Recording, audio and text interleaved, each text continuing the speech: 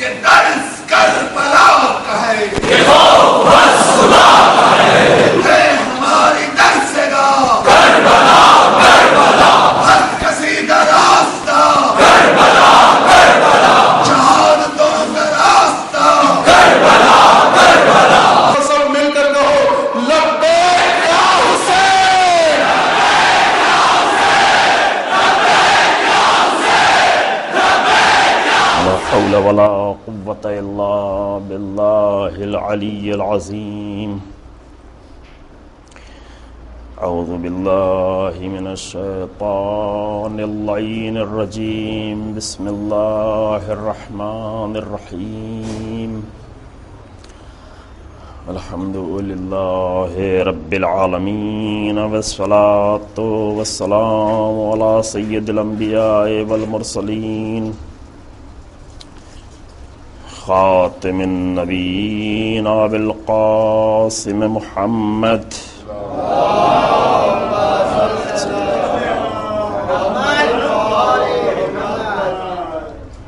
ثم الصلاة والسلام على أهل بيته الأطيبين الأطهرين المعصومين المظلومين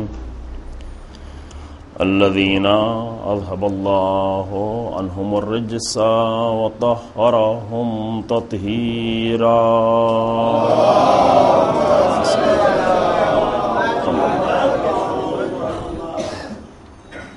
بلعنة الدائمة الباقية على أعدائهم أجمعين. أما بعد فقد قال الله تبارك وتعالى في كتابه الكريم. بسم الله الرحمن الرحيم.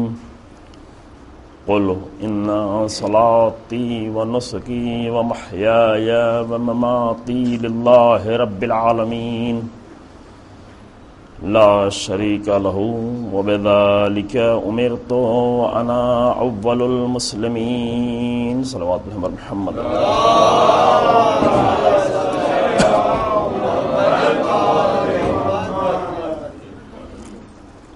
قرآن مجید میں سورہ انعام کی 162 نمبر یہ آیہ کریمہ،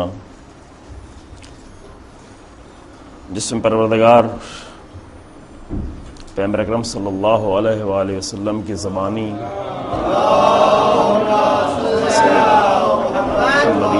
محمد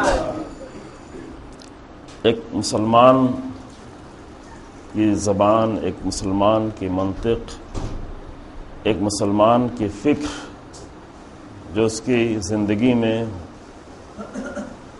مطلوب ہے اسے بیان کر رہا ہے. ارشاد ہوتا ہے کہ کہو، قل کہہ دو، ان صلاتی و نسکی و محیای و مماتی للہ رب العالمین.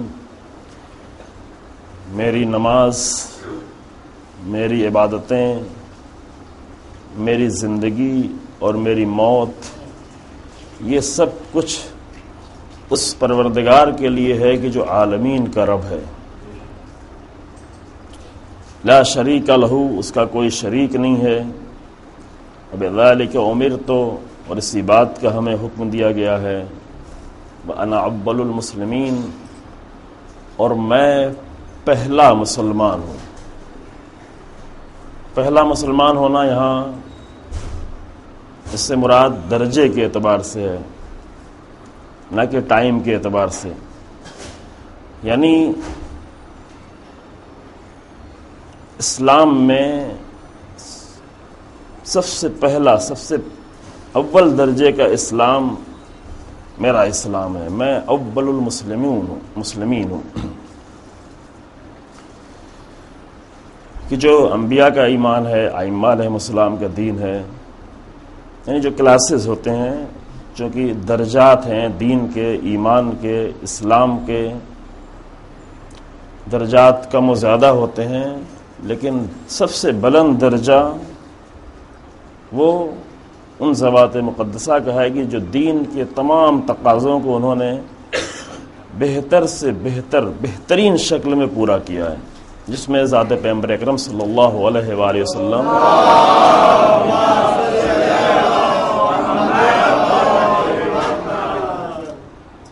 کا نام سب سے پہلے آتا ہے۔ گفتگو اس آیت کے ذیل میں ہے کربلا درسگاہ توحید۔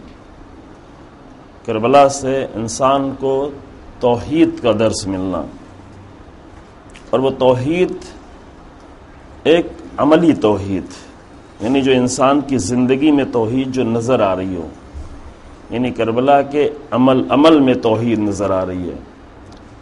توحید دو طرح کی ہے، ایک توحید جس سے ہمارا کسی حد تک سروکار ہوتا ہے وہ ہے مناظرے والی توحید، یعنی علم کلام کی توحید۔ پورا ایک علم ہے جو عوام تک تو ابھی نہیں پڑھایا جاتا، جس میں عقائد کی بحث کرتے ہیں۔ ابتدائی طور پر بچوں کو پڑھایا جاتا ہے، لیکن اس کی ایک اسٹینڈرڈ شکل اور بلند لیول پہ حوزوں میں اس کی درس دی جاتی ہے، اس کا درس دیا جاتا ہے، اس کی تعلیم دی جاتی ہے۔ اس کی پوری بحث علم کلام کہتے ہیں، کلام کا علم۔ ایک اسلامک علوم میں سے یہ ایک علم ہے جس میں اعتقادات کے بارے میں، عقائد کے بارے میں بحث کی جاتی ہے، جس میں توحید، اللہ کی معرفت، توحید، عدل، دیگر اللہ کے صفات، نبوت، امامت، قیامت، ان تمام مسائل کے بارے میں دلیلوں سے بحث کی جاتی ہے۔ بعض علماء نے اس پر زبردست کتابیں لکھی ہیں، مثلا ہمارے شیعہ کتابوں میں سے تجرید الاعتقادات علم کلام کی اہم ترین کتابوں میں سے ایک کتاب ہے، جس کی بہت ساری شرح لکھی گئی، تقریباً 70-72 اس کی شرحیں لکھی۔ شرح یعنی جس کو ڈیٹیل میں اس کو ایکسپلین کرنا۔ اہل سنت نے بھی اس کی شرح لکھی، اور اہل سنت بعد علامہ قوشجی اہل سنت کی، انہوں نے اس کی شرح لکھی، اور ایک اہم شرحوں میں سے وہ ایک علم کلام کی بحث ہوتی ہے۔ یعنی جب کوئی دشمن جو توحید کو نہیں مانتا، جو اللہ کو ایک نہیں مانتا، وہ آئے آپ سے بحث کرنے کے لیے، تو اس کے جواب میں آپ کے پاس دلیل ہو، اس کے جواب میں ہمارے پاس دلیل ہو۔ علم کلام میں آ کر اس کی بحث کیا، یہ بھی ایک اہم علم ہے، لیکن یہ علم صرف اس کا تعلق ذہن سے ہے۔ توجہ فرمائیں، یہ علم انسان کو سمجھا دیتا ہے، سامنے والا سمجھنا چاہے اسے سمجھا دیتا ہے، اگر وہ سمجھتا نہیں تو کم سے کم خاموش کر دیتا ہے۔ یہ علم کلام کی توحید ہے۔ علم کلام کی توحید پہ بحثیں ہوئی، گفتگو ہوتی رہتی ہیں اور ضروری بھی ہے، لیکن علم کلام کی توحید کافی نہیں ہے انسان کے لیے، بلکہ اس سے کہیں زیادہ اہم اور ضروری ہے انسان کی زندگی میں توحید کا نقش۔ وہ ہم تک مشکل سے اس کی بحث ہوتی ہے اور وہ نہیں پہنچ پاتی۔ اور یہاں پر جو ہمیں گفتگو کرنا ہے ان چند دنوں میں، اگر اللہ نے توفیق دی، عملی توحید کی بحث کرنا ہے، کلامی توحید کی نہیں، مناظرے والی توحید کی بحث نہیں کرنا ہے۔ وہ بحث تھوڑا سخت بھی ہے، تھوڑا مشکل بھی ہے، تھوڑا اس کے لیے الگ درس کا ماحول ہونا چاہیے، اور اس سے زیادہ یہ جو بحث کرنا چاہ رہے ہیں ضروری بھی ہے، چونکہ انسان ذہنی طور پر سمجھ رہا ہے کہ اللہ ایک ہے، لیکن وہ اللہ کا ایک ہونا انسان کی زندگی میں کیسے داخل ہوتا ہے، توحید انسان کے عمل پر کس طرح اور کس قدر اثر کرتی ہے اور کر سکتی ہے، یہ زیادہ اہم مسئلہ ہے۔ اور کربلا میں جو توحید کے جلوے نظر آ رہے ہیں، جگہ جگہ پر وہی توحید عملی نظر آ رہی، یعنی عمل کے میدان میں ایک ایک عمل میں توحید کے جلوے، ایک ایک عمل توحید کی درسگاہ بنا ہوا ہے کربلا کا۔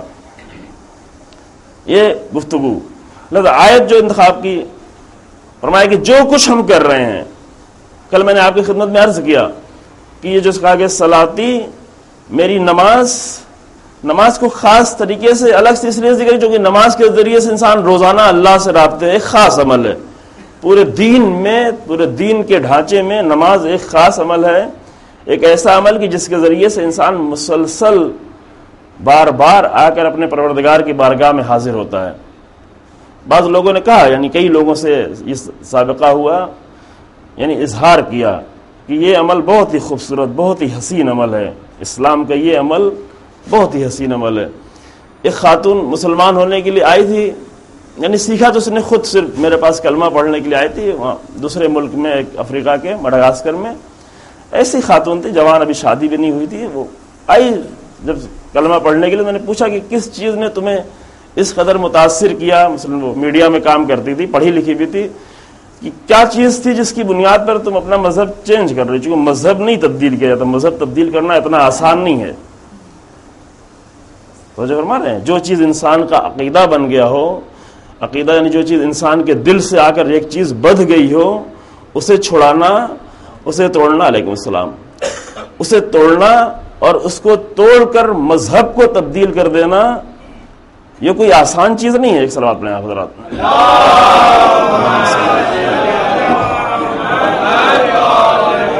یہ ایک مشکل مرحلہ ہوتا ہے. اس کے لیے انسان بہت زیادہ سفر کر لے، بہت زیادہ اپنے اندر تبدیلی لا لے، پھر کوئی انسان مذہب تبدیل کرتا ہے، پھر کوئی انسان حق کے سامنے خود کو تسلیم کر دیتا ہے. چھوٹے چھوٹے معمولی حق انسان کی زندگی میں آتے ہیں، لیکن معمولی حق پہ بھی تسلیم ہونا انسان کے لیے مشکل ہوتا ہے. یہ عملی طور پر دکھائی پڑ رہا ہوتا ہے. گھر کے اندر، فیملی کے اندر، میاں بیوی کے درمیان میں مسائل ہوتے ہیں، بھائی بھائی کے درمیان مسائل ہوتے ہیں، جماعتوں میں مسائل ہوتے ہیں، لوگوں کے درمیان مسائل ہوتے ہیں. ایک ذرا سا حق، اس کے سامنے انسان اپنے آپ کو تسلیم نہیں کر پاتا. بہت سے جھگڑے، بہت سی لڑائیاں، بہت سے اختلافات صرف اس لیے ہوتے ہیں کہ انسان حق کو جانتا ہے لیکن اپنے آپ کو حق کے سامنے تسلیم نہیں کر پاتا. مشکل ہوتی ہے انسان کے لیے. پھر یہاں پر ایک انسان اس قدر اپنے آپ کو تسلیم کرنے کے لیے آمادہ ہو جائے کہ اپنے مذہب کو تبدیل کرے، تو اہم چیز ہے. اور یہ اہم ہے. لہذا میں نے پوچھا کہ کیا وجہ ہے کہ تو مثلا اس جوانی میں آئی ہے اور مذہب کو اپنے تبدیل کرنا چاہتی ہے؟ تو اس نے صرف ایک جواب دیا، کہا کہ اسلام کی یہ چیز، بہت زیادہ نہیں پڑھا تھا، جتنا اس نے سیکھا تھا اتنے میں سے، کہا کہ اسلام کی یہ چیز مجھے بہت پسند ہے کہ ہمیں بار بار اسلام اس بات کا موقع دیتا ہے کہ پروردگار کی بارگاہ میں حاضر ہو، اللہ سے ہمارا رابطہ ہو. اللہ، وہ کرسچن تھی، اللہ سے ہمارا رابطہ ہو. کہا ہمارے مذہب میں یہ نہیں ہے. سنڈے کو بھی، اب یورپین ممالک میں تو آسان ہے چونکہ وہاں پر کوئی جاتے نہیں، چرچ میں بھی نہیں جاتے. ابھی کتنے چرچ کو بیچ کر انہوں نے مسجد کے حوالے کر دیا، چرچ بکے، مسجد بن گئی. یہ 4-5 سال پہلے خبر سن لے، شاید اور زیادہ ہو گیا، 8-9 سال تقریباً ہو گیا. خود BBC ریڈیو خبر دے رہا تھا کہ مثلا برطانیہ میں تقریباً 70 ملین کی آبادی، 7 کروڑ کے تقریباً آس پاس لوگ اس ملک میں رہتے ہیں، اور 70 ملین کی آبادی میں سے 7 کروڑ لوگوں میں سے ہفتے میں صرف ایک دن چرچ جانا ہوتا ہے، اور ہفتے میں ایک دن، سنڈے کو جو چھٹی کا دن ہے، اس ایک دن میں صرف 10,000 لوگ پورے ملک میں چرچ میں آتے ہیں. تو یہ مشکل ہے، اور اس کے نتائج بھی دیکھ رہے ہیں. یعنی دین سے دوری کے نتیجہ یورپ میں جو اندر جا کے وہاں رہتا ہے اور دیکھتا ہے، باہر سے جو رونقیں ہیں وہ بہت ہی لبھانے والی رونقیں ہیں، بہت ہی انسان کے لیے اٹریکٹیو ہیں، لیکن جو اندر سے اس کو پڑھ چکا ہے اور جو مطالعہ کر چکا ہے، وہ سمجھتا ہے کہ یورپ کیا ہے. بہت پہلے بھی سمجھ گیا. علامہ اقبال گئے، علامہ اقبال کا نام جانتے ہیں سب، وہ گئے وہاں ایران، وہاں یورپ، وہیں پہ پڑھا، وہیں پہ کئی سال تک رہے، وہیں پہ PhD کی اپنی، اور وہاں سے پلٹے تو کہا کہ ہم یورپ کو پہچان کے آگے. بہت سارے شعر کہیں یورپ کے بارے میں. کہا کہ یورپ کی رونقوں کو ہم دیکھ کے آ گئے ہیں، وہاں ہمیں کچھ نہیں نظر آیا. سرما ہے میری آنکھ کا خاک مدینہ و نجف. مجھے میری آنکھ کا سرما یہ رونقیں نہیں ہیں جو صرف ظاہر میں بلڈنگیں نظر آ رہی ہیں، ظاہر میں خوبصورتی نظر آ رہی ہے. وہ میری روح کا سرما نہیں بن سکتی، وہ میری آنکھ کا سرما نہیں بن سکتی، وہ میری پیاس کو، روح کی پیاس کو نہیں بجھا سکتی. سرما ہے میری آنکھ کا خاک مدینہ و نجف. وہاں نہیں ہے، لیکن خوب ابھی افریقہ وغیرہ میں ہے، وہاں پر لائن لگانی پڑتی ہے. مثلا آپ کو چرچ میں جانے کے لیے ہر سنڈے آپ کو موقع نہیں مل پائے گا، وہاں پر نوبت لگتی ہے. تو اس نے کہا کہ ہمیں نوبت لگانی پڑتی ہے چرچ میں جانے کے لیے، ہفتے میں ایک دن، وہ بھی موقع ملتا شاید 1 مہینے بعد موقع ملے. لیکن اسلام میں بار بار 5 بار اللہ کی بارگاہ میں آ کر حاضر ہونا اور اللہ سے رابطہ کرنا اور اللہ سے گفتگو کرنا. 5 نمازیں ابھی ہم لوگ اسے 3 ہی مرتبہ میں پڑھ لیتے ہیں، اہل سنت جو ہے 5 مرتبہ میں پڑھتے ہیں. وہ بھی ان کو بھی اصرار ہوتا ہے کہ ہم کو 5 ہی مرتبہ میں پڑھنا، چاہے جو کچھ ہو جائے. اور ہمارے یہاں بھی ایک 3 ہی مرتبہ میں پڑھنا، چاہے جو کچھ ہو جائے. اور یہ دونوں صحیح نہیں ہے. 3 مرتبہ میں بھی پڑھی جا سکتی ہے. رسول اللہ نے بغیر کسی عذر کے 3 مرتبہ میں پڑھی، روایت خود ان کے یہاں موجود ہے. اور 5 مرتبہ میں بھی ہمارے یہاں افضل وقت جو ہے 5 مرتبہ کے 5 مرتبہ میں بھی پڑھی جا سکتی ہے. علماء پڑھتے بھی ہیں، الگ الگ وقت میں پڑھتے ہیں. خوب اصل مسئلہ یہ ہے کہ یہ دیکھیں کہ فرمایا کہ میری نماز جس کا ہمارا روز سے رابطہ ہے یہ کس کے لیے ہے؟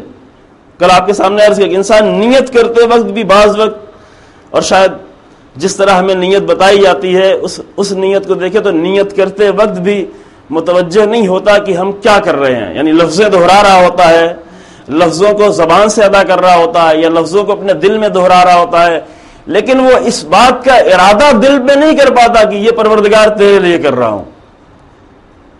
ایک عالم کے بقول کہ ایسی نیت کے لیے بھی وہ جو لفظوں سے ہم نیت کر رہے ہوتے ہیں، جو دل میں نیت دہرا رہے ہوتے ہیں، اس نیت کے لیے بھی ایک اور نیت کی ضرورت ہے، کیونکہ یہ تو نیت نہیں ہوئی۔ نیت یعنی ارادہ کر لینا۔ جب آپ کو پیاس لگتی ہے آپ پانی اٹھا کے پی لیتے ہیں، بغیر ارادے کے کوئی انسان پانی نہیں پیتا۔ پیاس کی ضرورت محسوس ہوئی، شوق ہوا پانی پینے کا، آپ نے اٹھا کے اسے پی لیا۔ ایسے نماز بھی پڑھنا ہے، یعنی ارادہ کرنا، کیا اللہ کے لیے اس عمل کو انجام دے رہے ہیں۔ یہ ارادہ دل کا کام ہے، یہ انسان ارادہ کرے اور اس ارادے کو باقی رکھنا۔ اسی طرح وَالنُّسُكِ، میری تمام عبادتیں، نماز کا خاص طریقے سے الگ سے ذکر کیا، پھر کہا تمام عبادتیں، وَمَحْيَايَ وَمَمَاتِي، میری زندگی میری موت، یہ سب کے سب للہ رب العالمین، یہ عالمین کے رب کے لیے ہے، جو عالمین کی تربیت کر رہا ہے، جو ربوبیت کر رہا ہے۔ کہ گفتگو اس کی انشاءاللہ بعد میں کریں جب توحید ربوبی کی بات آئے گی۔ تو ہماری اصل بحث یہ تھی کہ توحید، وہ جو کلامی توحید ہے، وہ جو بحث کرنے والی توحید ہے، وہ جو مناظرے کرنے والی توحید ہے، اس کا مناظرہ کرتے رہیں لیکن ممکن ہے آدمی نہ سمجھ پائے۔ اتنے سال سے مناظرہ کر رہے ہیں لیکن ابھی بھی ملحدین کی تعداد کم نہیں ہے، ابھی بھی اللہ کو ایک ماننے والوں کی تعداد سے زیادہ ان کی تعداد ہے جو اللہ کو ایک نہیں مانتے، کیونکہ ہم نے ابھی تک مناظرہ کیا ہے۔ لیکن اگر توحید عملی سامنے آ جاتی، توحید عملی کا ثبوت دے دیتے، توحید عملی جو انسان کے عمل میں توحید ہے، اگر وہ دکھائی پڑ جاتی تو شاید آج پوری دنیا اللہ کو ایک ماننے کے لیے تیار ہوتی۔ یہ ایک مشکل ہے توحید کے باب میں، اور دوسرے باب میں بھی ہے۔ مثلا امامت کی بحث دو ہے، ایک امامت کی بحث ہے امامت کلامی بحث، بھائی مناظرے کی بحث۔ کلامی بحث ہم کرتے آ رہے ہیں، 1400 سال سے کرتے آ رہے ہیں، وہ بھی ایک ضروری بحث ہے، اس پر علماء نے کتابیں لکھی ہیں، بلند بزرگ کتابیں لکھی ہیں، کئی جلدیں کتابیں لکھی ہیں، لیکن وہ ہے مناظرے کی بحث، یعنی دلیل دینا، استدلال کرنا۔ ہم 1400 سال سے دلیلیں دیتے آ رہے ہیں، وہ دلیلیں سنتے آ رہے ہیں، نہ ان پہ اثر ہو رہا ہے، نہ ہماری دلیل قبول کر رہے ہیں۔ دلیل ہم کچھ اور دیتے ہیں، وہ اس میں کچھ اور کہتے ہیں من کنت مولا فہذا علی مولا، بہترین دلیل ہے کہ مولا کے معنی ہمارے نزدیک کچھ اور ہیں۔ سمجھ فرما رہے ہیں، ہم مولا کے معنی دوست سمجھتے ہیں، مولا کے معنی ہی کچھ ہے۔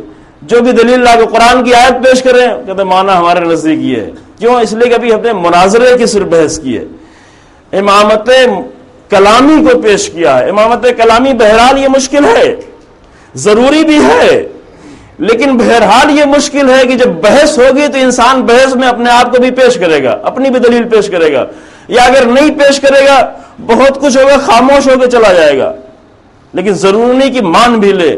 لیکن اگر امامت عملی، علی ابن ابی طالب کی عملی امامت دنیا کے سامنے پیش کر دی جائے تو ساری دنیا علی ابن ابی طالب کے سامنے تسلیم ہو جائے۔ جو عمل میں امامت دکھائی، عمل میں جو امامت تھی، دونوں میں بہت فرق ہے۔ ایک مسیحی بھی آ کر امام علی علیہ السلام کی عملی امامت کو دیکھتا ہے، پوری امامت نہیں، صرف امام علی علیہ السلام کی حکمتوں کو دیکھتا ہے۔ حکمت جو علی بن ابی طالب بول کے گئے ہیں، جو گفتگو کی ہے امام نے، ان گفتگوؤں کو سن کے آ کر وہاں پر ٹھہر جاتا ہے۔ وہ کچھ اور کر رہا تھا، وہ تاریخ عرب کو پڑھ رہا تھا، عرب کے کلچر کو پڑھ رہا تھا، عرب کی تاریخ، عرب کے کلچر کو پڑھتے سارے مراحل سے گزرتے جب وہ امام علی علیہ السلام کی ذات تک پہنچا، آ کر وہاں پر ٹھہر گیا کہ یہ کون انسان ہے، یہ کون بول رہا ہے اور کیا بول رہا ہے، کیا گفتگو ہے۔ سنا ہوگا ابھی شاید زندہ بھی ہے جارج جرداق، مسیحی کرسچن، اور آ کر وہاں پہ اپنی تاریخ، اس نے اپنے مطالعہ وہیں پر روک کے صرف علی ابن ابی طالب کے بارے میں مطالعہ کرنا۔ کیوں؟ اس لیے کہ اس نے امامت عملی کی جھلک دیکھی تھی، جو علی ابن ابی طالب کے عمل میں امامت نظر آ رہی تھی۔ امامت یعنی کیا؟ یعنی ساری دنیا کے آگے رہ کر دنیا کو بلانا بلندی کی طرف، امامت کے معنی یہی ہیں. امام یعنی جو آگے ہو اور اس کے پیچھے پیچھے دوسرے لوگ ہو. امام عربی میں امامہ کے معنی ہے آگے والے کو. آگے جو ہے اس کو کہتے ہیں امام, اس کے پیچھے پیچھے ماموم ہوتے ہیں. جیسے ہمارے یہاں پیش نماز کو بھی عربی میں امام کہتے ہیں. عربی کتابوں میں توضیح المسائل میں جب عربی اور فارسی میں اٹھائیں گے تو کہیں گے امام. کبھی کبھی امام جماع کہیں گے, امام الجماع, کبھی کہیں گے امام. وہاں بھی امام آگے ہوتا ہے, پیچھے اس کے ماموم ہوتے ہیں. امام ائمہ علیہ السلام یہ بھی اسی لیے آئے کہ آئیں وہ آگے آگے چل رہے ہوں اور پیچھے پیچھے امت چل رہی ہو. معموم کو وہاں قرآن کی اصطلاح میں امت کہتے ہیں, پیچھے پیچھے امت ہو. اب مشکل یہ آتی ہے کہ امام آگے آگے چل رہا ہو لیکن امت پیچھے پیچھے نہیں ہو, پھر امام کو امامت کرنے میں مشکل آ جاتی ہے. امام تو ہے لیکن امامت کیسے کرے؟ مثلا پیش نماز ہو, پیش نماز یہاں معین کیا گیا, پیش نماز آ کر وہ امام نماز پڑھانے کے لیے. اب ایک وقت ایسا ہے کہ امام یہاں موجود ہو لیکن کوئی نماز پڑھنے والا نہیں ہو, تو وہ اپنی نماز تو پڑھ لے گا لیکن امامت نہیں کر پائے گا. کیوں؟ اس لیے کہ پیچھے معموم ہی نہیں ہے. بغیر معموم کے تو امامت نہیں ہوتی. یہ کام ائمہ کے ساتھ بھی ہوا. امام تو اللہ نے بنا کر بھیجا, امام بنا کر بھیجا. امام تھا لیکن امت نے امام کو چھوڑ دیا, اور جب امت امام کو چھوڑ دیتی تو امام رہتا ہے لیکن اس کی امامت کو کوئی نہیں دیکھ پاتا. توجہ فرمایا آپ نے؟ وہ امامت لوگ نہیں سمجھ پاتے, اس امامت کو درک نہیں کر پاتے, اور چونکہ وہ لوگ جن کو پیچھے چلنا تھا انہوں نے بھی نہیں سمجھا, لہذا دوسروں کو بھی نہیں سمجھا سکے. امامت عملی, امام علی علیہ السلام کا علم, علی بن ابی طالب کی حکمت, علی بن ابی طالب کا کرم, کا رحم, امام کا صبر, امام کا وقار, امام وہ تمام صفات پروردگار جو ذات علی بن ابی طالب میں نظر آ رہی ہیں, وہ امامت عملی ہے. اس میں سب سے آگے ہیں. یہ دوسرے بھی اعتراف کرتے ہیں, یہ سب اعتراف کرتے ہیں, جنہوں نے پڑھا کہتے بھی ہیں کہ ہاں اس میں علی بن ابی طالب سب سے آگے ہیں. آگے ہونا یعنی خود امام کا اعتراف کر لینا. جو بھی آگے ہے وہی امام ہے, پیچھے رہ جانے والا تو امام نہیں ہے.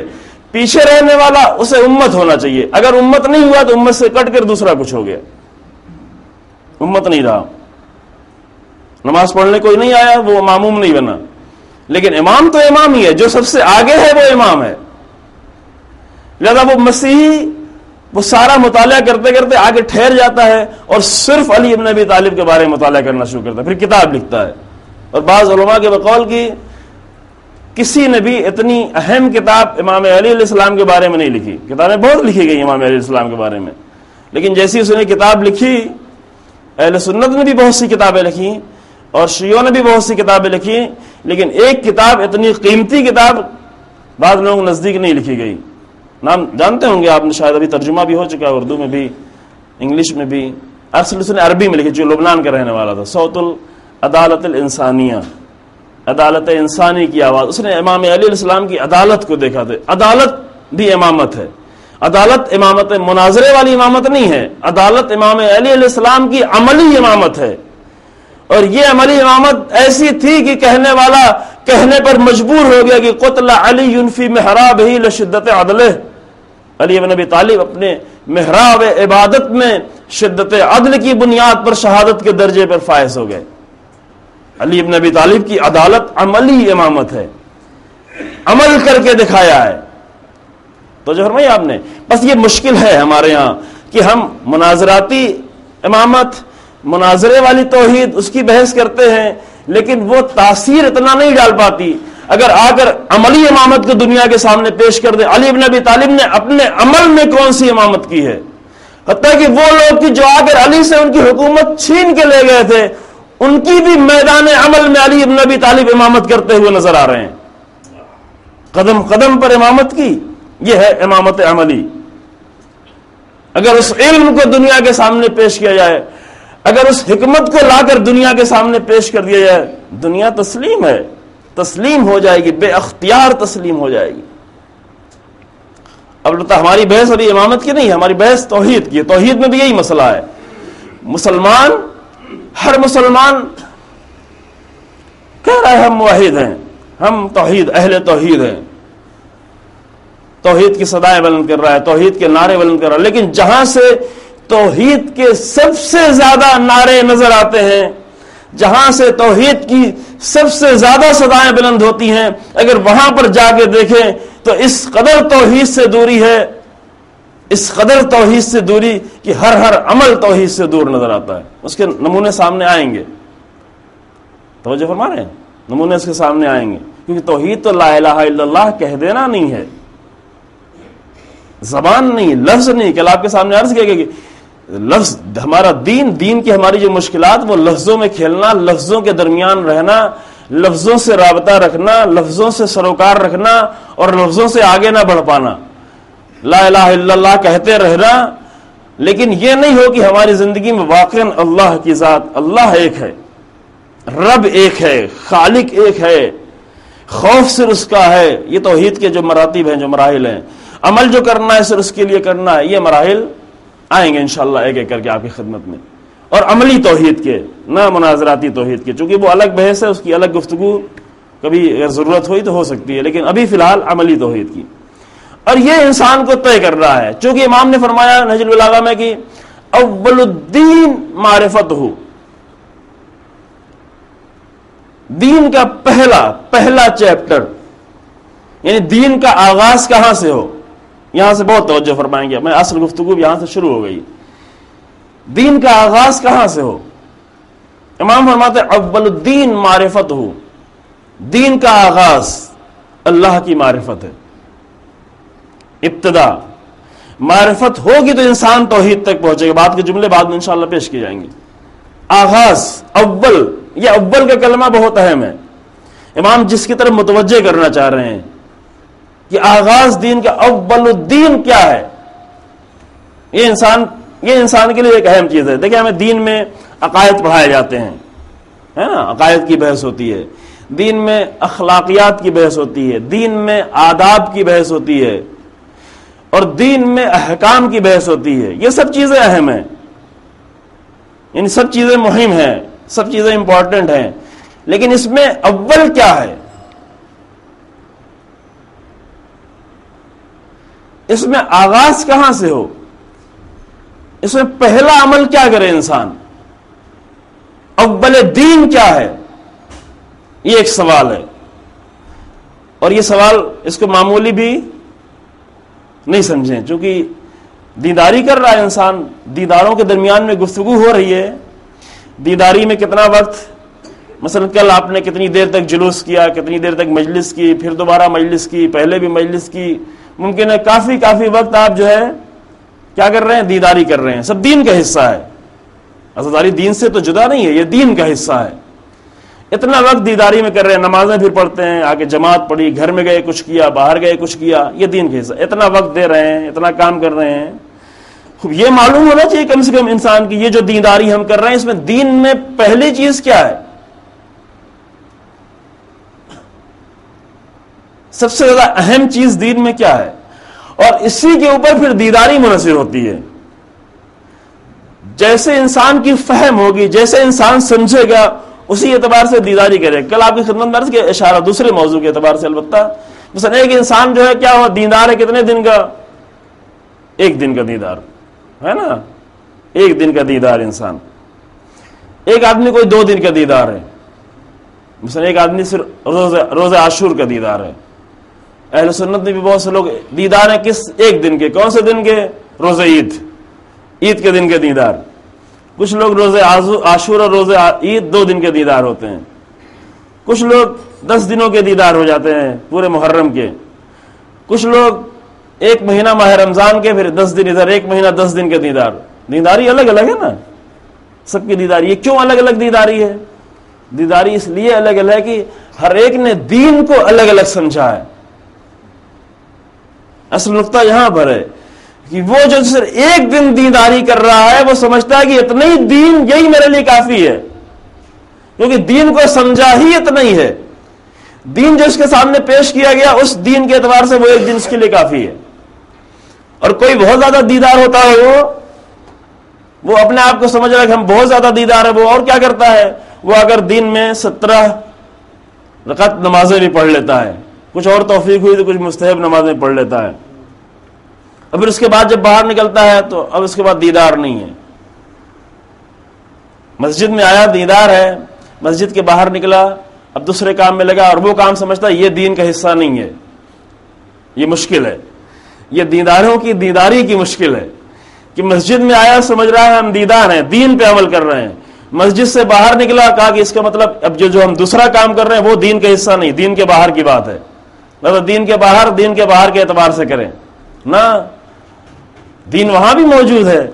دین وہاں بھی، جس طرح مسجد میں دین تمہیں کامیاب بنانا چاہتا ہے، اسی طرح مسجد کے باہر بھی دین ہمیں کامیاب بنانا چاہتا ہے. دین کی کامیابی صرف مسجد تک نہیں ہے، صرف حسینیہ تک نہیں ہے. دین کی کامیابی زندگی کے ہر لمحے میں انسان کو دین کامیاب کرنا چاہتا ہے. لیکن نظر یہی ہوتی ہے، جب نظر تبدیل ہوتی ہے تو دینداری بھی ایسی ہوتی ہے. مشکل کہاں پہ آتی ہے؟ مشکل یہاں پہ آتی ہے کہ انسان پہلے یہ سمجھے کہ ہماری زندگی میں اور ہماری دینداری میں اول کیا ہے، فرسٹ کیا ہونا چاہیے. عام طور سے شروع ہم دینداری کہاں سے کرتے ہیں؟ چوتھے منزل سے. چوتھی منزل کیا تھی؟ احکام کی. سب سے پہلے دینداری کرنے کا بالغ ہوا انسان اور اسے دین جو بتایا گیا کہاں سے شروع کریں؟ پہلے آئیں کتاب کھولیں، کتاب نہیں کھولیں تو جا کے مولوی سے پوچھ لیں، اور دینداری کو شروع کریں احکام سے، توضیح المسائل سے. دین کا آغاز توضیح المسائل سے. توضیح المسائل احکام ہیں، یعنی انسان کا جس کے عمل کے تعلق ہے. یہ چوتھی چیز ہے. 4 چیزیں ہیں دین میں. عقائد ہیں، یعنی انسان کا ایمان، انسان کی دین کے بارے میں سمجھ، اس کے بعد اسی پر منحصر اخلاق ہے. اخلاق اسلامی اخلاق کی بحثیں. اخلاق کا مختصر جو اگر ہم خلاصہ کریں، یعنی انسان کی روح کی صفت. اخلاق یعنی انسان کی روح کی صفت. انسان کی روح کی صفات کیا ہیں؟ یہ ہوتا ہے اخلاق خلاصہ. اس کے بعد آداب، یعنی انسان کے اعمال کی صفت. اعمال کو کس طرح خوبصورت بنائے، اعمال کو کس طرح اچھا بنائے. نماز پڑھ رہا ہے تو کس آداب کے ساتھ نماز پڑھے تاکہ یہ حسین نماز ہو، یہ بہترین نماز ہو. جیسے زندگی کے ہر امر میں یہ ضروری ہے. ہر کام جو ہے انسان کوشش کرتا ہے بہتر سے بہتر ہو، اسی کو کہتے ہیں آداب. گھر بنا رہا ہو تو آداب کے ساتھ، کسی سے بات کر رہا ہو تو آداب کے ساتھ، کھانا کھا رہا ہو تو آداب کے ساتھ. ایسا نہ ہو کہ ہم کھانا کھا رہے ہوں لیکن ہمیں دیکھ دیکھ کے دوسرا اس کے کھانا کھانا مشکل ہو جائے. یعنی آداب کے بغیر اگر کھانا کھایا جا رہا تو کبھی کبھی ایسا ہوتا ہے. آداب. اس کے بعد منزل آتی ہے احکام کی. لیکن اگر آغاز دین کا کہاں سے ہو؟ احکام سے ہو تو معاملہ الٹ گیا، سب کچھ الٹ گیا. یہ الٹا ہوا دین. الٹے ہوئے دین میں یہ مشکلات آئیں گی. الٹا ہوا دین ممکن ہے صرف 17 منٹ کا ہو، یعنی 17 رکعت نماز پڑھنے کا. الٹا ہوا دین ہے.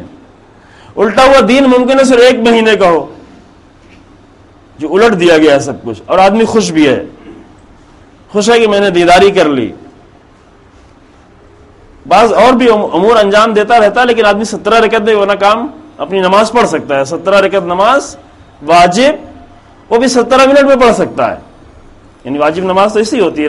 روایات میں بھی ہے، تاکید بھی ہے کہ جماعت کی نماز کو بہت زیادہ طول نہیں دیں. خود جو تنہا پڑھنا ہے، اپنی مستحب عبادتوں کو جو انجام دینا ہے، اس کو جتنا چاہے انجام دے، جتنا دل چاہ رہا ہے. کیونکہ مستحب کا معنی یہ ہے کہ جتنا دل چاہ رہا ہے.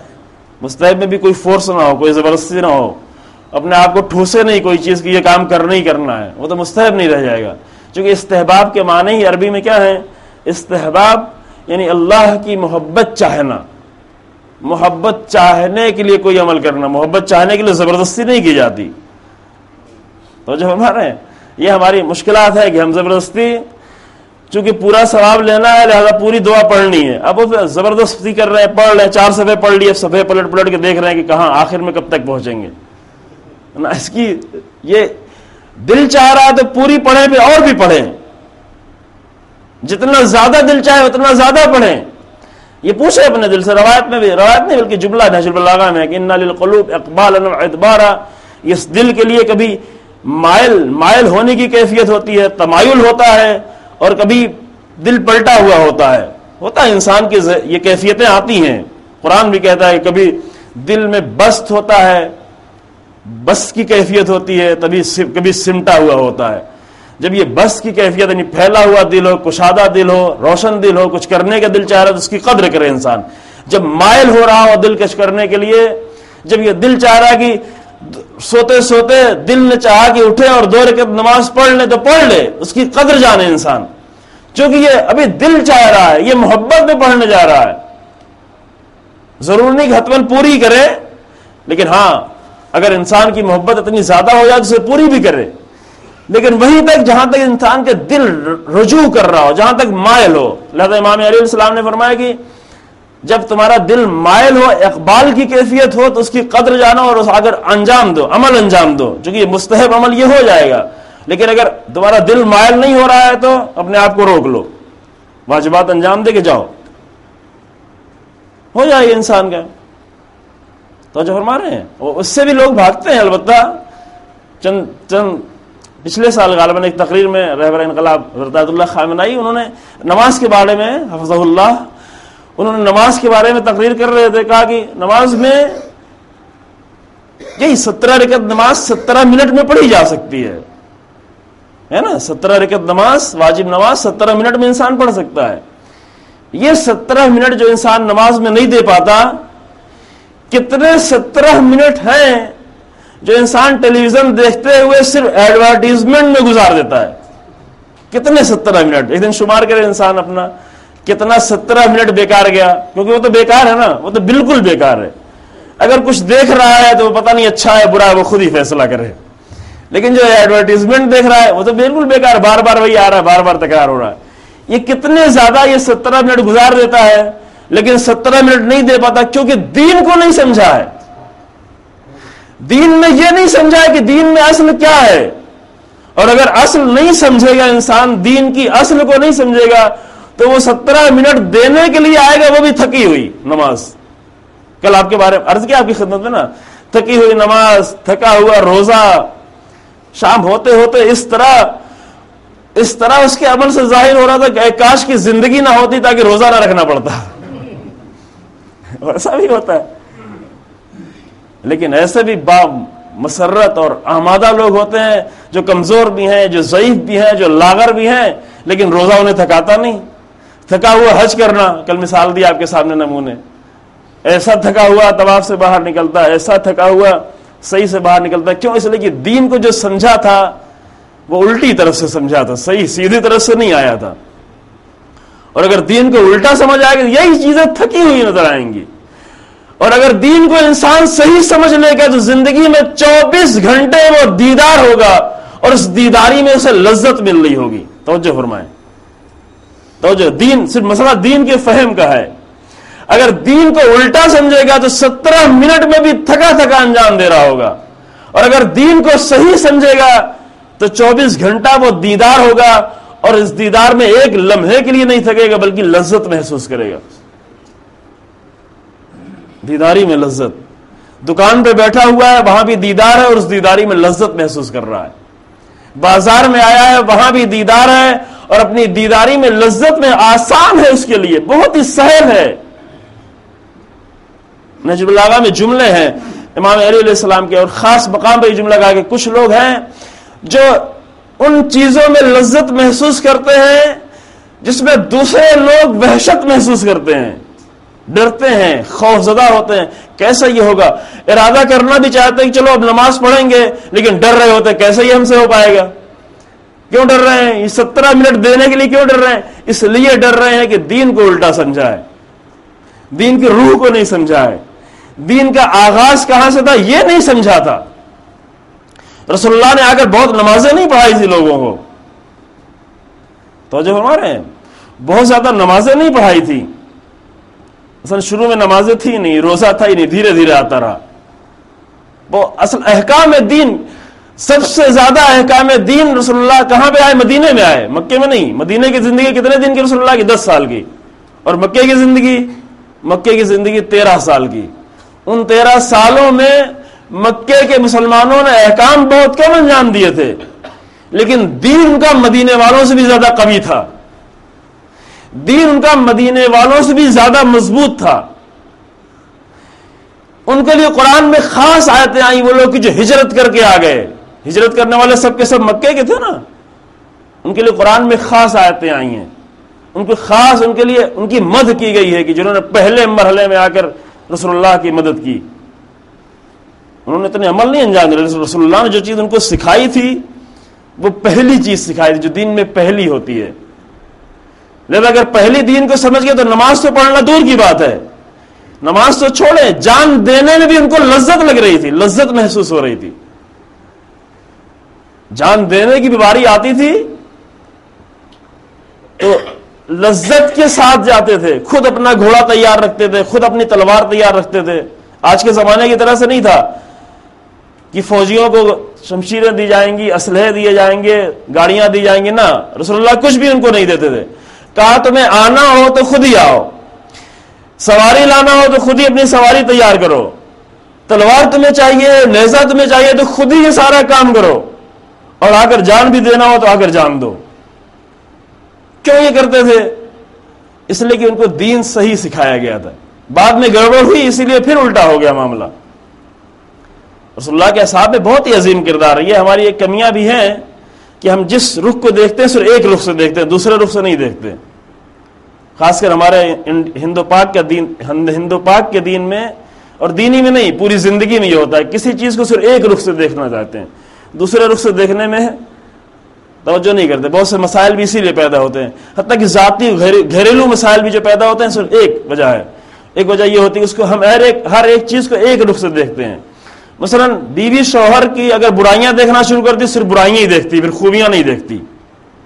اگر خوبیوں کو بھی دیکھے اور برائیوں کو بھی دیکھے اور اپنی بھی خوبیوں کو دیکھے اور اپنی بھی برائیوں کو دیکھے تو کبھی جھگڑا نہیں ہوگا، کیونکہ جانتی ہے میرے اندر بھی خوبیاں ہیں، اس کے اندر بھی خوبیاں ہیں، میرے اندر بھی برائیاں ہیں، اس کے اندر بھی برائیاں ہیں، لہذا وہاں پر کمپرومائز کرنا آسان ہو جاتا ہے، یعنی انڈرسٹینڈنگ آسان ہو جاتی ہے۔ اسی طرح شوہر بھی اگر برائی دیکھنا شروع صرف برائیوں کے دیکھتا ہے، اس کے سامنے نظروں میں صرف برائیاں ہی نظر آتی ہیں، یہ مشکل ہے۔ دین میں بھی آگے یہی کام کیا جاتا ہے۔ اصحاب رسول کو اگر دیکھا، کچھ منافقین کے کردار کو دیکھا، اب وہ اہل سنت نے بھی کیا کیا، کہا کہ سب چونکہ رسول اللہ کو صرف دیکھ لیا، یہ ان کی لاجک عجیب ہے، صرف رسول اللہ کو دیکھ لیا، رسول اللہ کے پاس آگے بیٹھ گئے، بس سب محترم ہو گئے، سب مومن ہو گئے، سب کے لیے ہمارا احترام واجب ہو گیا۔ پھر کیا کریں قرآن کی آیتوں کا، پھر کیا کریں سورہ منافقین کا، پھر کیا کریں قرآن نے سورہ بقرہ میں جو تقسیم کر دی ہے، اور مومنین کے لیے کم آیتیں ہیں، 4-5 آیتیں، کافروں کے لیے 2 آیتیں، اور منافقین کے لیے پوری تفصیل بیان کی، اس کا کیا ہوگا؟ یہ ان کی مشکل۔ ہماری مشکل کیا ہے؟ ہماری مشکل کیا کرتے ہیں؟ اصحاب کے ایک اس کردار کو دیکھا، ان منافقین کے کردار کو، لیکن جو عظیم کردار انہوں نے پیش کیا رسول اللہ کی زندگی میں، اس کردار کو نہیں دیکھا، اس سے نقصان بھی ہوا۔ جو کہ اس کردار کو نہیں دیکھا لہذا نقصان بھی ہوا۔ عظیم قرآن میں بہت سی آیتیں آئیں ہجرت کرنے والوں کے لیے بھی، وہ لوگ جو مدینے میں تھے، عظیم کردار تھا، یعنی رسول اللہ کے ساتھ دین کے نام پر اپنا سب کچھ چھوڑ دینا، اپنا گھر اپنا بار کچھ لے کے نہیں آئے تھے وہاں سے، ہجرت کرتے ہوئے جو مسلمان آئے مکے سے، وہ وہاں سے کچھ لے کے، اتنا چانس نہیں تھا کہ لے کے آتے۔ ابھی اگر دین کے نام پر ایک تھوڑا سا وقت چھوڑنا پڑے مشکل ہو جاتی ہے آدمی کو، توجہ فرما رہے ہیں، تھوڑی سی قربانی مشکل ہو جاتی ہے، تھوڑا سا خطرہ محسوس ہو رہا مشکل ہو جاتی ہے، تھوڑا سا اس بات کا صرف احساس ہو کہ کہیں ہم یہ کام کریں گے، کہیں کوئی دوسرا مجھ سے آگے سوال نہ کر لے، آدمی خاموش ہو جاتا ہے۔ یہ بھی توحید کے منافی چیزیں ہیں، بعد میں گفتگو ہوگی، یہ توحید نہیں ہے، یہ سب توحید کے خلاف ہوتا ہے، لیکن یہ ہوتا ہے۔ لیکن انہوں نے کیا کہ سب کچھ اپنا چھوڑا اور سب کچھ چھوڑ کے آ گئے، حتیٰ اپنے رشتہ داروں کو چھوڑ دیا، بعض لوگ اپنے عزیزوں کو چھوڑ کے آئے، ان کی جانوں کو خطرہ تھا، لیکن صرف رسول اللہ نے چاہا اور رسول اللہ کے ساتھ آ گئے۔ ادھر مدینے والوں نے کیا کیا، انہوں نے اپنے گھروں میں اپنے جائیداد میں سب میں تقسیم کر دی، گھروں میں پردہ لگا دیا، دیوار، آدھے میں تم رہو آدھے میں ہم رہتے ہیں۔ یہ معمولی کام نہیں تھا، ابھی 2 بھائی دونوں کا حق ہوتا ہے، وہاں پہ دیوار تھوڑا سا ادھر اور ادھر ہونے میں کتنے جھگڑے ہو جاتے ہیں، حق ہے دونوں کا، صرف دونوں تھوڑا سا آگے زیادہ آگے پیچھے ہونے میں کتنے اختلاف، کتنی لڑائیاں۔ ان کا کہ نہیں، آؤ ہم اپنے گھر کو تقسیم کرتے ہیں، بڑا گھر ہے تو 2 اور بڑا گھر ہے تو 4، آ کے رہو میرے گھر میں، اپنی جائیداد بھی ہم تقسیم کر دیں گے، اپنا کھانا بھی تقسیم کریں گے. وہ بھی بہت پیسے والے نہیں تھے، وہ بھی فقیر تھے، لیکن یہ کارنامے تھے ان کے، کیونکہ دین کو انہوں نے اصل کو سمجھا تھا. ایک واقعہ میں اور کئی جگہ یہ پڑھتا ہوں، اور ہے البتہ کئی واقعات ہیں، متعدد واقعات ہیں، کہ ایک جوان، بالکل جوان آدمی، ابھی جلدی جلدی اس کی شادی ہوئی ہے، بہت زیادہ اس کو شادی کا وقت بھی نہیں گزرا ہے. صبح کی نماز کے بعد اول وقت نماز ہوئی، مدینے کی گلیوں میں جو گھوڑے دوڑنا شروع ہو گئے، اسلحوں کی جھنکار آنا شروع ہوئی. اس نے باہر نکل کے پوچھا کیا بات ہے، مسئلہ کیا ہے؟ کہا کہ جنگ کا اعلان کر دیا گیا ہے. چونکہ اس زمانے میں مسجد ہی سے سارا کام ہوتا تھا، مسجد ہی میں دین، مسجد ہی میں علم، مسجد ہی جو ہے فوجی جتنی بھی اسٹریٹجک طے ہوتی تھی وہ سب بھی مسجد میں، سارا کام مسجد ہی میں، نماز مسجد ہی میں، عبادت مسجد میں، فضول چیز نہیں لیکن مسجد میں کام کی ساری چیزیں، زندگی کی ساری چیزیں اسی ایک مسجد میں، مدینے کی مسجد میں، جو معمولی لکڑیوں سے اور کھجور کے چھالوں اور درختوں اور پتوں سے بنی ہوئی تھی، وہیں پہ سب کچھ ہوتا تھا. کا اعلان ہوا ہے کہ جا رہے ہیں جنگ میں. یہ انسان، اس کی ابھی نئی نئی شادی ہوئی تھی، یہ ابھی تک غسل بھی نہیں کر پایا تھا. توجہ فرما رہے ہیں؟ اب کس طرح اس نے تیمم کر کے، یا کیسے، وہ پورا تاریخ میں یہ سب نہیں، کیسے نماز پڑھی اور کیسے اپنے آپ کو، چونکہ اتنی فرصت نہیں تھی رکنے کی، وہ بھی گھوڑے پہ بیٹھا، اپنا گھوڑا اپنی تلوار لے کے چل پڑا. اتفاق یہ کہ میدان جنگ میں جانے تک، جنگ کرنے تک موقع نہیں مل پایا کہیں رکنے کا، کہ رک کے اپنے آپ کو غسل دے. وہ وہاں جنگ میں پہنچا، جنگ شروع بھی ہو گئی اور جنگ میں مارا بھی گیا. جنگ میں مارا بھی گیا. بیوی نے بھی نہیں روکا کہ تم کہاں جا رہے ہو، ابھی تو میری شادی ہوئی، تم کہاں مجھے چھوڑ کے جا رہے ہو. وہ بھی پورے لذت کے ساتھ پہنچا جنگ میں، اور جنگ میں شہید بھی ہو گیا. شہادت کے بعد دستور تھا یہ کہ شہادت، جنگ جب ختم ہو جاتی تھی تو لوگ جا کے مردوں کو دفن کرتے تھے. گئے اصحاب رسول دفن کرنے کے لیے، دفن کر کے پلٹے. رسول اللہ نے پوچھا کہ ٹھیک تھا، کوئی مشکل تو نہیں تھی؟ کہاں سب کچھ ٹھیک ہے، سب کو دفن کر دیا. لیکن ایک بات بہت عجیب تھی. کیا کہ دیکھا کہ ایک جنازہ، اس کی لاش وہ بھیگا سا تھا، بھیگی ہوئی لاش تھی. ایسا تھا جیسے کسی نے پانی سے دھل دیا ہو. یہاں میدان جنگ میں دھلی ہوئی لاش، یہ ہم لوگوں کے لیے بہت عجیب تھا. حنزلہ اس کا نام تھا، اس صحابی کا نام حنزلہ تھا. بعد میں اس کے بیٹے کا بھی عظیم کردار ہے مدینے میں، یزید کے خلاف جنگ کرنے والا، اور وہ بھی شہید ہوا، عبداللہ ابن حنزلہ. جب کہا کہ ایسا ہوا، بھیگی لاش تھی، تو رسول اللہ نے فرمایا کہ اس کو فرشتوں نے آ کر غسل دیا ہے. یہ بھی کردار ہے، فرشتوں نے آ کر غسل دیا. پھر اس دن سے اس کا نام ہی، وہ شہید ہو گیا، لیکن اس کو کوئی حنزلہ کے نام سے یاد نہیں کرتا تھا، اس کو غسیل الملائکہ کے نام سے یاد کرتا تھا. یعنی مر جانے کے بعد لقب، یہ کم ہوتا ہے. انسان کو زندگیوں میں لقب ملتا ہے، لیکن یہ شہید ایسا تھا جس کو مر جانے کے بعد لقب ملا، اور اسی لقب سے تاریخ میں اس کا نام لکھ دیا گیا، حنزلہ غسیل الملائکہ، جس کو ملائکہ نے غسل دیا ہے. کیوں؟ اس لیے کہ دین، یہ کس لیے آیا، یہ ایک جوان کس لیے آیا؟ اس کو تو زبردستی نہیں کی گئی تھی، اس کو مجبور تو نہیں کیا گیا تھا، اس کی ابھی شادی بھی ہوئی تھی. یہ چاہتا اپنے آپ کو بہانہ بنا کے روک سکتا تھا کہ مجھے نہیں جانا چاہیے، ابھی اور لوگ تو بہت ہیں مدینے میں، لیکن دین کو کچھ اور سمجھا تھا. دین کو اس نے صحیح رخ سے سمجھا تھا. اول دین کیا ہے یہ اس نے سمجھا تھا.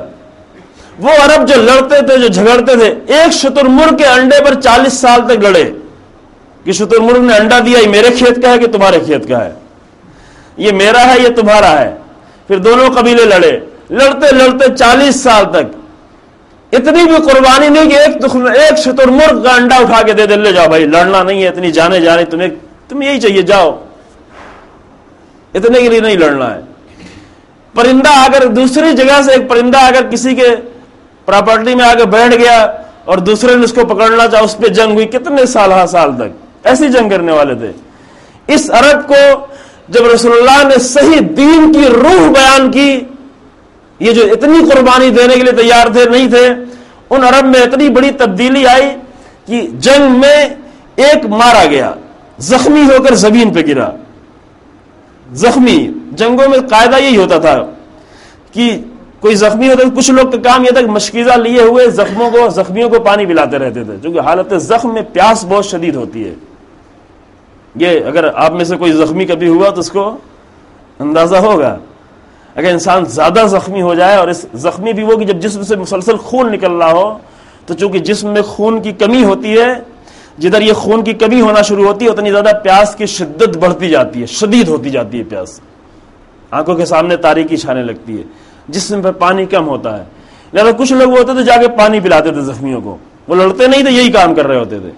ایک زخمی ہو کے گرا، ایک انسان دوڑا ہوا گیا پانی پلانے کے لیے، ابھی اس کو پانی پلایا حالت احتضار میں ہے بھی نا، کہا بھی جاتا حالت احتضار میں، جب انسان کی حالت احتضار آخری وقت آتا ہے لوگ جا کے پانی ایسے بھی پلاتے ہیں، اس وقت بھی پیاس کی شدت ہوتی ہے. اور اگر زخمی ہو انسان تو پیاس کتنی زیادہ ہوگی، کتنا زیادہ شدید یہ پیاس ہوگی. وہ گیا پانی پلانے کے لیے، ابھی اس کو پانی پلانا چاہ ہی رہا تھا کہ ادھر دوسرا زخمی ہو کے گرا، اس کی آواز آئی پانی ماں. یہ جو بول نہیں پا رہا تھا، پیاس کی شدت اتنی زیادہ تھی کہ حرکت نہیں کر سکتا تھا، اٹھ نہیں سکتا تھا، بول نہیں سکتا تھا. اس نے اپنی آنکھوں سے اشارہ کیا کہ پہلے اسے جا کے پانی پلا دو، شاید اس کی موت، اس کی شہادت مجھ سے پہلے ہو جائے، شاید وہ مجھ سے زیادہ زخمی ہو، پہلے اسے پانی پلاؤ پھر مجھے پانی پلانا. یہ شخص مشکیزہ لے کے دوسرے کے پاس پہنچا، ابھی دوسرے کو پانی پلانا ہی چاہ رہا تھا کہ تیسرا گرا اور اس نے آواز دی پانی. اب بعض روایتوں میں یہ 9 تک ہے، لیکن اگر 9 تک صحیح نہ ہو تو 3 تک بہرحال ہے کہ تیسرے نے بھی آواز دی پانی. اور یہ دوسرا شخص یہ جو پانی، اگر یہ ایک انسان کا کام ہوتا تو ہم کہتے تھے اتفاقی کوئی اتنا بڑا ہو گیا ہوگا. توجہ فرمائے، اگر کوئی ایک انسان یہ کردار پیش کرتا تو کہتے ہیں ہر زمانے میں کہیں ایک آدھ لوگ ایسے ہوتے ہیں، لیکن ایک انسان کا کام نہیں ہے، 9 یا کم سے کم 3 لوگ ایک کے پاس دوسرے کے پاس گیا، کہا کہ اس کو پانی دو بعد میں مجھے دینا. اس کے پاس پہنچا، کہا کہ پہلے اس کو پانی دو بعد میں مجھے، کیونکہ شاید وہ پہلے مر جائے. اور جب وہ تیسرے کے پاس پہنچا وہ اتنا زیادہ زخمی تھا کہ پہنچتے پہنچتے اس کی زندگی ختم ہو گئی، شہید ہو گیا. تیسرے کے پاس سے پلٹ کے دوسرے کے پاس آیا، وہ بھی دنیا سے گزر چکا تھا. دوسرے کے پاس سے پہلے کے پاس آیا، وہ بھی دنیا سے گزر، یعنی بالکل آخری حالت تھی.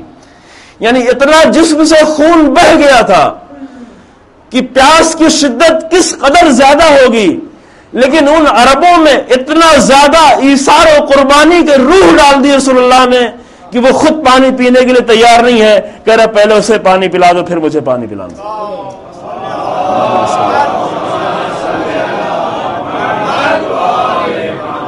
یہ کیوں ہوتا ہے؟ اس کی اصل وجہ یہ کہ یہ انسان سمجھ لے کہ دین کہاں سے شروع کریں. اول دین کیا ہے؟ ابھی دینداری کے نام پر ویلفیئر کا کام کرنا، مدرسے بنانا، اسکول بنانا، میڈیکل کالج بنانا، یہ ساری چیزیں، یہ بھی ضروری چیزیں ہیں، یہ بھی دین کا حصہ ہے، یہ بھی دین سے باہر نہیں ہے. لیکن دین کا آغاز یہاں سے نہیں ہوتا. رسول اللہ نے اس لیے یہ سارے کام نہیں شروع کیے، یہاں سے نہیں شروع کیا تھا. آغاز رسول اللہ نے یہاں سے نہیں کیا تھا. اگر صحیح دین آ جائے تو یہ سارا کام خود بخود ہونا ضروری ہو جاتا ہے، کیونکہ دین کہتا ہے کہ یہ سب ضروری ہے. کوئی فقیر نہ رہے، کوئی بھوکا نہ رہے، حتیٰ کہ غیر مذہب کا بھی اگر ہے تو بھوکا نہ رہے. صرف امام علیہ السلام گزر رہے ہیں مدینے کی گلی سے، کوفے کی گلی سے، دیکھا کہ بوڑھا انسان، بہت ہی بوڑھا انسان بھیک مانگ رہا ہے. امام علیہ السلام ٹھہر گئے. حاکم اسلامی یہ ہے کہ حاکم اسلامی اپنی حکومت میں اگر کسی بوڑھے کو یا کسی انسان کو بھیک مانگتے ہوئے دیکھتا ہے تو اس کے قدم آگے نہیں بڑھتے. ٹھہر گئے، پوچھا کہ یہ کوئی بھیک مانگ رہا ہے. ساتھ میں 1-2 صحابی تو انہوں نے کہا کہ یہ ایسے ہی ہے، یہ کرسچن ہے، مسیحی ہے. یعنی وہ انہوں نے یہ کہہ کے ٹالنا چاہا کہ یہ مسلمان نہیں ہے، یہ اپنا نہیں ہے، یہ کرسچن ہے. امام نے کہا کہ جب تک اس کے جسم میں طاقت تھی، یہ اس معاشرے کے لیے کام کر رہا تھا، اب یہ ضعیف اور لاغر و کمزور ہو گیا ہے تو یہ بھیک مانگے. آج سے جب تک یہ زندہ ہے اس کی ساری ضرورتوں کو بیت المال سے پورا کیا جائے، اس کی تمام ضرورتوں کو مسلمانوں کے بیت المال سے، اسلامی حکومت کے بیت المال سے پورا کیا جائے. یہ دین کا وہ صحیح رخ ہے. اگر دین صحیح آ جائے تو یہ ساری چیزیں خود بخود ضروری ہو جاتی ہیں. لیکن اگر ہم آغاز کریں کہاں سے؟ آغاز کریں میڈیکل کالج سے، آغاز کریں اسکول سے، آغاز کریں ویلفیئر کے کاموں سے، تو ایک کام تو ہو جائے گا, ایک فقیر کا پیٹ بھر جائے گا, ایک فقیر کو شاید گھر مل جائے, لیکن اس گھر ملنے کے بعد شاید وہ اور بے دیدار ہو جائے, اور بے دین ہو جائے. ہوتا ہے, دیکھا ہے نظروں کے سامنے. ایک فقیر کی ضرورت پوری ہو گئی لیکن شاید اس کے بعد اور بے دین ہو گیا. کیوں؟ اس لیے کہ گھر تو دیا گیا تھا, دین نہیں دیا گیا تھا. گھر تو دیا گیا تھا, دین نہیں بتایا گیا تھا. ایک غریب کا علاج تو شاید ہو جائے لیکن علاج ہونے کے بعد شاید یہ بے دین رہ جائے. کیوں؟ اس لیے کہ علاج تو کیا گیا تھا لیکن دین نہیں بتایا گیا تھا. لہذا امام خمینی نے آ کر کبھی بھی ان کی زبان سے نکلے ہی نہیں. اتنے سال تک وہ کوشش کرتے ہوئے, وہ بھی چاہتے تھے کہ چلو ہم آغاز کرتے ہیں. کہاں سے؟ ایک سب سے بڑا کام ہے میڈیکل کالج کھولتے ہیں, ایک اسکول کھولتے ہیں. یہ سب کچھ نہیں کیا, اس کی بات بھی نہیں کی. کہا کہ تمہاری مشکل کیا ہے, تم اسلام کو ڈھونڈو. اسلام از دست شما فرار کر دے, اسلام تمہارے ہاتھوں سے بھاگ گیا ہے, نکل گیا ہے. یعنی تم اس لائق نہیں تھے کہ اسلام تمہارے پاس ٹھہرتا. کچھ لوگ اس لائق ہوتے ہیں کہ نہیں رہتا اسلام کے پاس. کہا کہ تا وقت کہ اسلام رب پیدائش نہ کر دی اصلاح نمی شوید. جب تک تم اصل اسلام کو نہیں ڈھونڈ لو گے, دین کے صحیح اصولوں کو جب نہیں پالو گے, تمہاری اصلاح ممکن نہیں, تم کامیابی نہیں ہو سکتے. لگے نہیں کہ ہم یہ کام کرنے جا رہے ہیں, یہ کام کرنے جا رہے ہیں, یہ دین کا کام ہے. ہاں دین کا کام ہے لیکن بعد میں دین کا کام ہے, پہلے نہیں ہے. پہلے کیا ہے؟ پہلے امام فرماتے ہیں اول الدین معرفت ہو. آغاز یہاں سے ہوتا ہے. اگر یہ بتا دیا گیا, اگر توحید صحیح بتا دی, اگر صحیح دین بتا دیا گیا تو سارا کام انسان خود کرے گا. اب 24 گھنٹے کا دیدار بھی ہوگا پھر بھی نہیں تھکے گا, ورنہ 17 منٹ میں تھک جا رہا تھا. اب یہ 24 گھنٹے کی دیداری, حزب اللہ کے جوان 24 گھنٹے کے دیدار ہے, واقعا نمونہ ہے. آج کی سرزمین پر پوری دنیا پہ وہ لوگ نمونہ ہیں. 24 گھنٹے دیدار ہے عشق کے ساتھ, لذت کے ساتھ. ایران میں بھی ایک بہت بڑا گروہ, ملینوں کی تعداد میں, چھوٹے نہیں, جوان بسیج والنٹیئرز ان کو کہتے ہیں. ان کی دیداری اور دوسرے ایرانیوں کی دیداری, دونوں میں بہت فرق ہے, زمین و آسمان کا فرق ہے.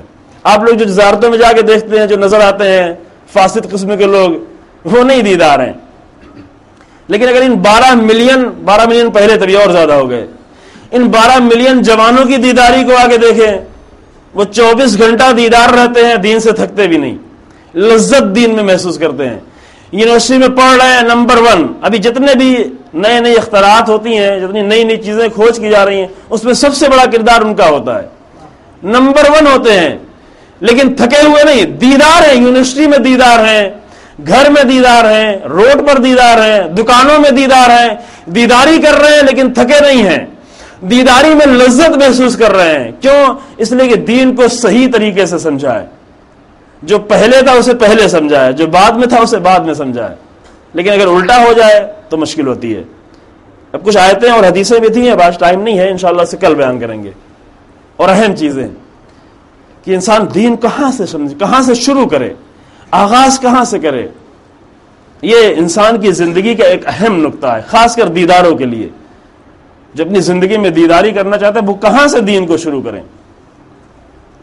توجہ فرما رہے ہیں آپ, تاکہ تھکے نہیں, تاکہ تھکی عبادتیں نہیں کرے. قرآن بھی آگے کہ ویل للمصلین, واہ ہو ان نماز پڑھنے والوں پر. کیسے تھکی نمازیں پڑھ رہے ہیں, کہا ہے نا قرآن نے,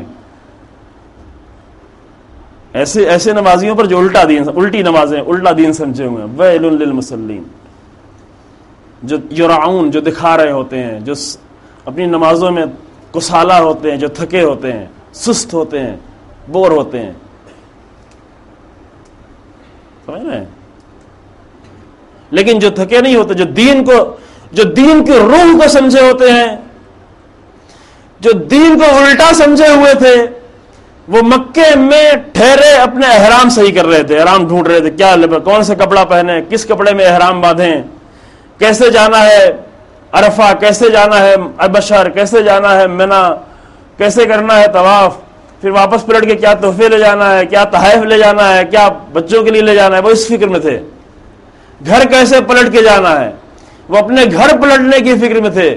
لیکن جو دین کو صحیح سمجھے ہوئے تھے وہ اپنے پورے گھر کو لے کے مقتل کی طرف جا رہے تھے. فرق یہاں سے ہوتا ہے, یعنی دینداری کی سمجھ میں فرق یہاں سے ہوتا ہے.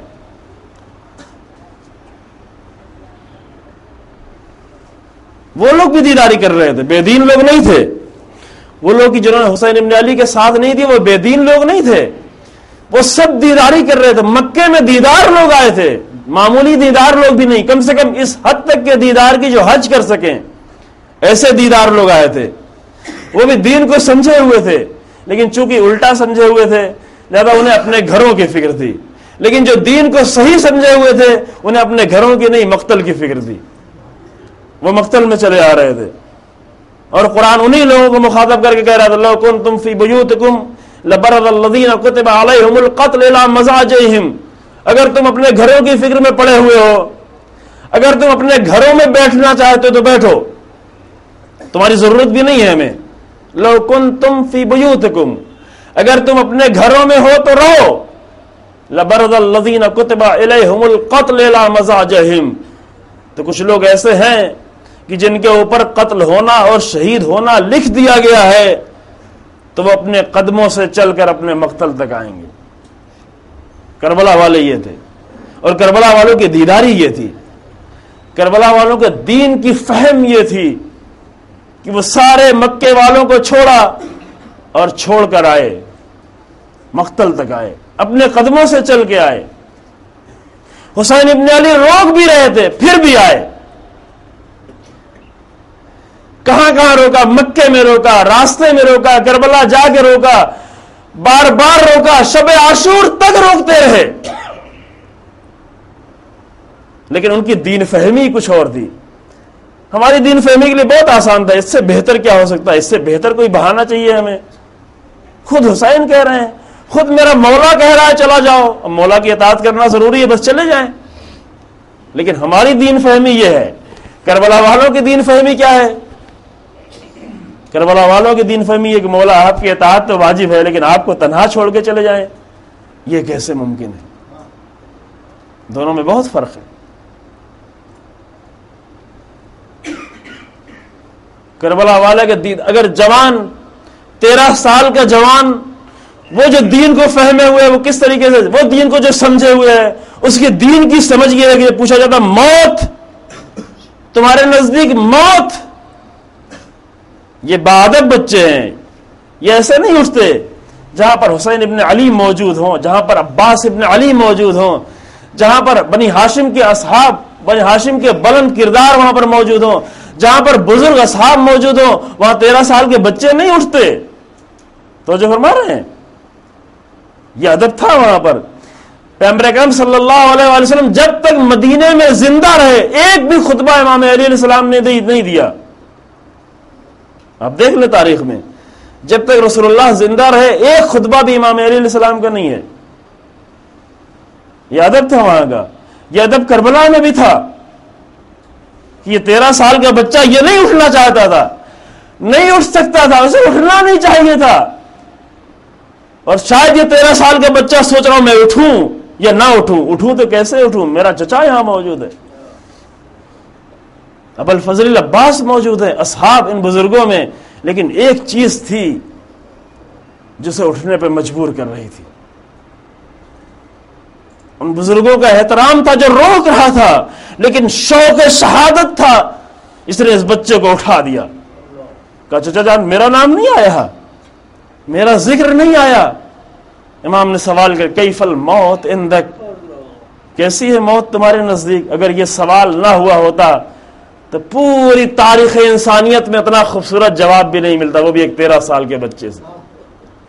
پورے دنیا کے لٹریچر کو، تمام زمانوں کے لٹریچر کو اٹھا کے دیکھیں، موت کے بارے میں اتنا خوبصورت جملہ، وہ بھی ایک 13 سال کے بچے کا جو سوچ کے نہیں، پہلے سے تیاری کر کے نہیں، فوراً سوال کیا گیا، فوراً اس نے جواب دیا احلا من الاصل، موت تو میرے نزدیک شہد سے بھی زیادہ شیریں ہے. یہ کن کی دینداری ہے؟ یہ بھی دینداری ہے ان کی ہے کہ جو دین کو صحیح طریقے سے سمجھ کے آئیں. پھر امام نے فرمایا کہ ہاں بیٹا تو بھی شہید ہوگا، تیرا بھی نام ہے، لیکن ایک بہت سخت منزل سے گزرنے کے بعد. یہ مقاتل میں جو یہ جملہ ہے، ایک بہت سخت منزل سے گزرنے کے بعد، یہ کہہ کر خاموش ہو گئے. بتایا نہیں کہ وہ سخت منزل کون سی ہے.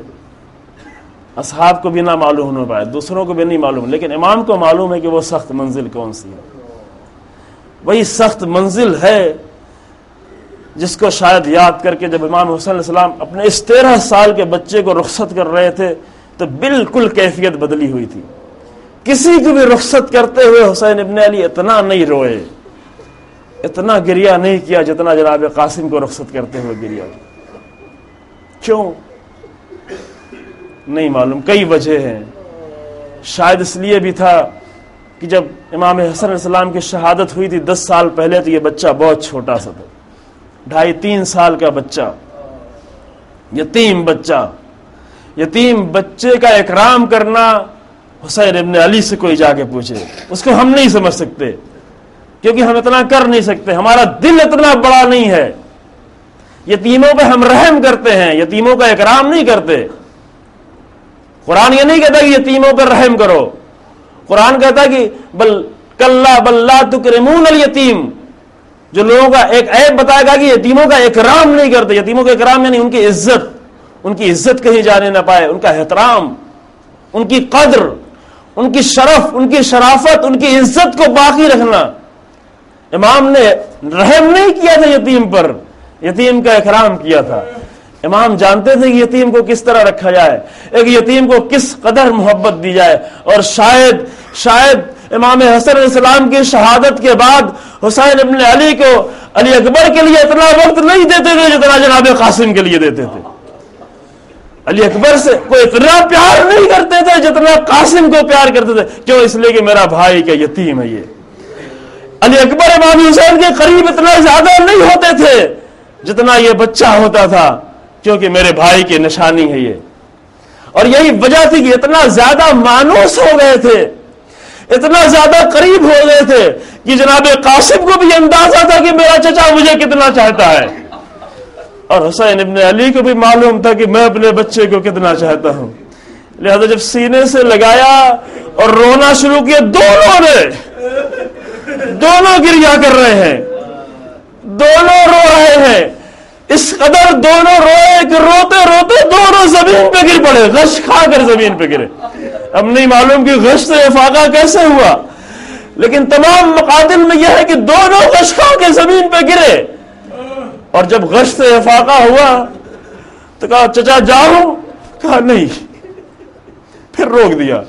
ایسا لگتا ہے کہ پہلے اجازت مل چکی تھی, پھر دوبارہ یہ بچہ آخری رخصت کے لیے آیا تھا, کہا چچا جاؤں, کہا نہیں. اب مقتل کے جملے یہ ہے کہ فلم یزل یقبل یدیہ ورجلیہ حتی یاذن اللہ. اب اس بچے نے اپنے شوق شہادت میں امام حسین علیہ السلام کے ہاتھوں کو پکڑا اور پکڑ کے چومنا شروع کیا. یہ تمام مقتل کے جملے عزیزوں, ہاتھوں کو پکڑا اور پکڑ کے چومنا شروع کیا. چومتے چومتے پیروں پہ گرے, ورجلیہ پیروں پر بھی گرے. آپ نے دیکھا چھوٹے چھوٹے بچے کبھی کوئی چیز چاہتے ہیں, بہت زیادہ چاہتے ہیں تو مجبور کر دیتے ہیں. وہاں پہ ہم ضد کا کلمہ استعمال کرتے ہیں. ضد کا کلمہ برا ہے, ضد کا کلمہ کربلا میں تو نہیں استعمال کر سکتے, لیکن اندازہ کر لیں اتنا زیادہ شوق و شہادت ہے کہ ہاتھوں کو چومتے چومتے پیروں پہ گر کے پیروں کو چومنا شروع کی. حتی یاذن اللہ, یہاں کہ امام نے اجازت دے دی. اور اب جو اجازت دی تو اتنا زیادہ شوق شہادت تھا کہ بغیر ذرا پہنے ہوئے راوی جملہ کہتا, دشمن راوی کہتا ہے کہ اب یہ بچہ نکلا تو صرف جسم پہ کرتا تھا. اتنا شوق شہادت تھا کہ کرتا پہن کر تیزی سے مقتل کی طرف بڑھا. اور بعض کہتے ہیں بچپن اتنا زیادہ تھا کہ کوئی ذرا اتنی بڑی تھی نہیں کہ جو جناب قاسم کے جسم پر آتی, جو اس جسم پہ آتی.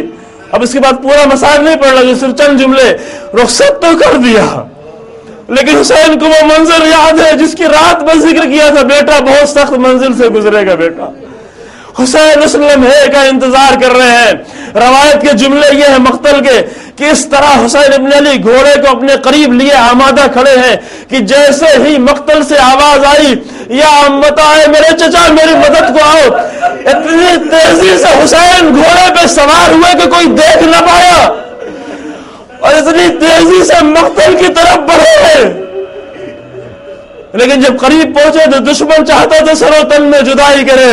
ادھر سے حسین نے آگے بڑھ کے تلوار ماری, وہ زمین پہ گرا، اس کا ہاتھ کٹا، میں اپنی مدد کے لیے لوگوں کو بلایا، پورا لشکر آیا، لشکر نے آ کر گھوڑوں کو دوڑایا، وہ لمحہ آ گیا، وہ منظر حسین ابن علی کی نظروں کے سامنے، گھوڑے دوڑتے رہے، 13 برس کا بچہ گھوڑوں کی ٹاپوں سے پامال آواز دی، اے میرے چچا، اے میرے چچا، اے میری ماں۔ تھوڑی دیر بعد جب گرد ہٹی، حسین ابن علی پہنچے، آواز دی، اے میرے لال، تمہارے چچا پہ یہ بہت سخت ہے، تو مجھے آواز دیتا رہا لیکن میں نہیں پہنچا، اور پہنچا تو تجھ سے کوئی مدد نہ کر سکا، یہ کہہ کے سینے سے لگایا، دم نکل گیا۔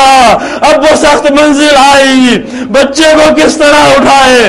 روایت کے جملے یہ ہیں کہ گھوڑے کی ٹاپوں سے اتنا پامال کیا گیا تھا کہ حسین بن قاسم کا سینہ حسین ابن علی کے سینے سے لگا ہوا تھا، لیکن پیر زمین پہ خط کھینچ رہا تھا۔ ابھی تھوڑی دیر کا منظر یاد آ رہا ہے، ابھی تھوڑی دیر پہلے دونوں ایک دوسرے کے سینے سے لگے تھے، قاسم کا سر ہاتھ امام حسین کے گلے میں تھا، اور جناب امام حسین کا دل ہاتھ جناب قاسم کے گلے میں تھا، لیکن ابھی منظر بدلا ہوا ہے، حسین نے تو قاسم کو سینے سے لگایا ہے لیکن بچے کا ہاتھ زمین پر لٹک رہا ہے۔ اے مولا، اس لاش کو ماں کیسے دیکھے، اس لاش کو پھوپھی کیسے دیکھے۔ انا للہ و انا الیہ راجعون۔ سیعلم الذین ظلموا ای منقلب ینقلبون۔ پروردگار ہمارے اس مختصر سے اعمال کو قبول فرما، پروردگار ہمیں دین کی صحیح معرفت عطا فرما، پروردگار جو مومن پریشان حال ان کی پریشانیوں کو دور فرما، جو مریض ہیں ان کو شفاء کامل عطا فرما، عالم اسلام کی تمام مشکلات کو حل فرما، ظالموں اور دشمنوں کے شر کو ان کی طرف پلٹا دے، علماء کرام مراجع کرام کی حفاظت فرما، رہبر کو رہبر انقلاب کے طول عمر عطا فرما، انقلاب اسلامی کی حفاظت فرما، امام زمانہ کے ظہور میں تعجیل فرما، اور ہمیں ان کے اعوان و انصار میں شمار فرما۔ ربنا تقبل منا انك انت السميع العليم بحق محمد وعترته